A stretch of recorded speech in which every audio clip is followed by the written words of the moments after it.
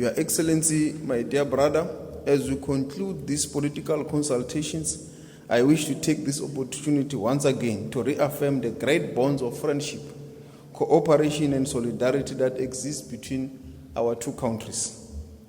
The discussions we've just held, characterized by frank, friendly and constructive engagements, exemplifies the deep level of cooperation between South Africa and Egypt. Despite the geographic distance between us, we are nonetheless closer in our common and shared vision to foster bilateral cooperation, build our people-to-people relations, and pursue the creation of a better Africa and a better world. Our two respective heads of states, His Excellency President Cyril Ramaphosa and His Excellency President El-Sisi, enjoins us to redouble our efforts to solidify these strategic relations. And the last directive we received from them was in Kazan on the margins of the BRICS summit. Our discussions of today, which covered bilateral, regional, continental, and global issues, remind us of the responsibility to South Africa and Egypt to work very closely together as important members of the international community of nations.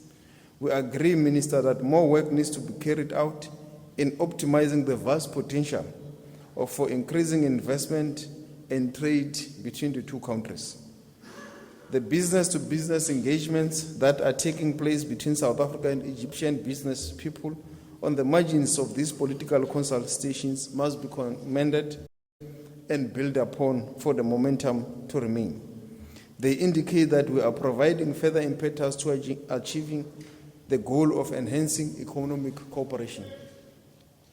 The framework of the joint cooperation of cooperation, which is an important mechanism, needs to continue working effectively. We agree that our technical experts should continue to ensure that the action plans they have agreed on are operationalized and implemented. In this regard, preparatory work towards the next session of the Joint Commission in 2026 should be focused on achieving concrete targets and deliverable outcomes. We are indeed looking forward to the next level of our relationship, a high level of strategic partnership. In this regard, the officials will hold midterm review in 2025 to take stock and review progress in the implementations of the previous decisions, including the identification of new areas of focus of cooperation.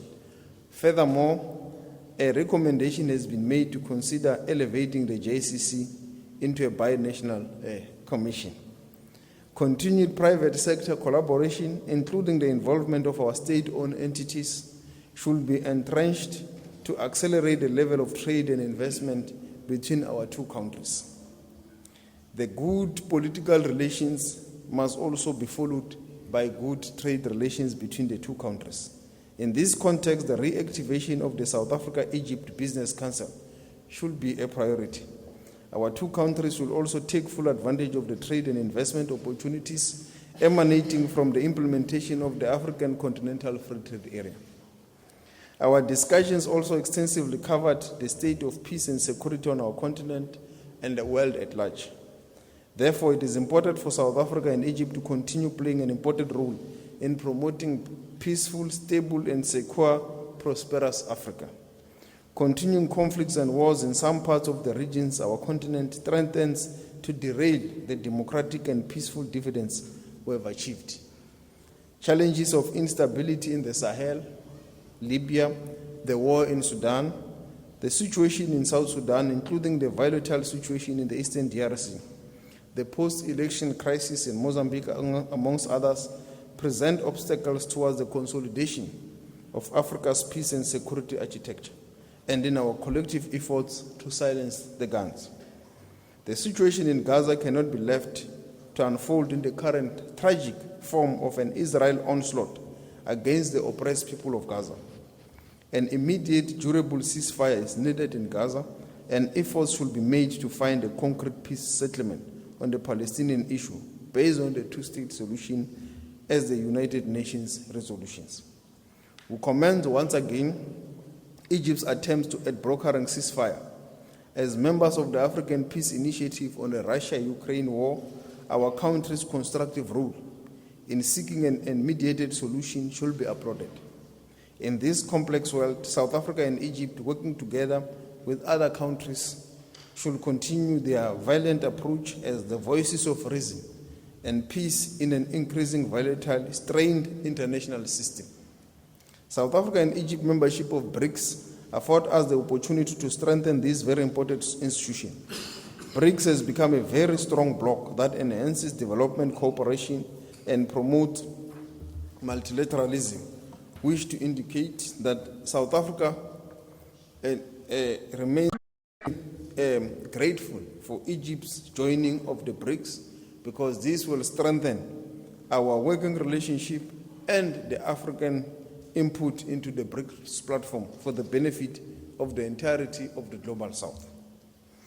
We also wish to state, my dear brother, as you said earlier on, that our preparations for the assumption of the presidency of the G20 are well underway.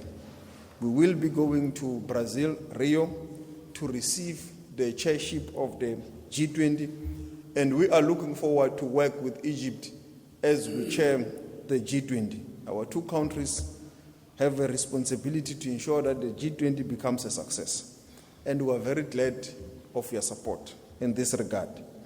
We also agree on putting further impetus and enhance the work on the Cape to Cairo route project that the two countries need to work on and make sure that it becomes a reality. In conclusion, I'm privileged to have co-chaired these political consultations. Our discussions have indeed been very fruitful, insightful, and broad. The exchange of views underscore the friendly relations between our two countries. I wish to reiterate our appreciation for the very warm welcome and hospitality, as I've said, extended to myself and my delegation during our stay in Cairo. I look forward to Your Excellency to soon receiving you and your delegation in Johannesburg in South Africa at a date to be mutually communicated through diplomatic channels.